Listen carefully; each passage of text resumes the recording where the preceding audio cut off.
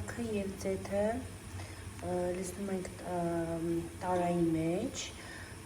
ավելացնում ենք սոխը, ավելացնելուց հետո այնքան ենք ժարի տուն, որպեսզի դառնա սոխառած,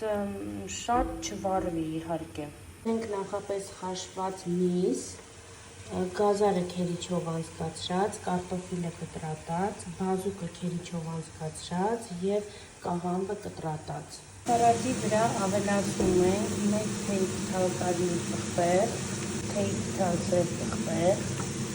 մեկ լավ ճաշի թալ տոմատի մածուկ, մեկ շերեփ բուլյոնի ջրից,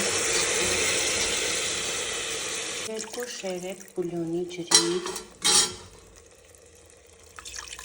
ավելացնում ենք գազարը և բազուկը։ Ես մի քիչ էլ արգանակը ավելացրեցի, քիչ էր, եփում ենք մոտավորապես մի քանի րոպե, այնուհետև ավելացնելու ենք մնացած մթերքները։ Նախօրոք ես բազուկը ամենասկզբից եմ լցնում, եթե տեսնում եմ բազուկի գույնը շատագնաց է, վերջում մի փոքր նորից ավելացնում եմ։ Լցրեցինք կաղամբը և եղման ջուր։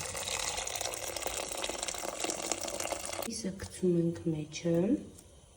մի քանի հատ կծուբիբար ավելացրեցի և կարտոֆիլն ենք արդեն ավելացնում։ Աղը ձեր ցանկության, ես միսը եփել էի աղով,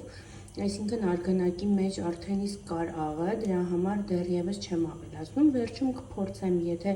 կարիք լինի, նոր կավելացնեմ։ Մի փոքր բազուկ ավելացրեցի ամեն դեպքում և վերջում կանանչի։ Բարի ախորժակ, հուսամ ձեզ դուր եկավ իմ պատրաստման եղանակը։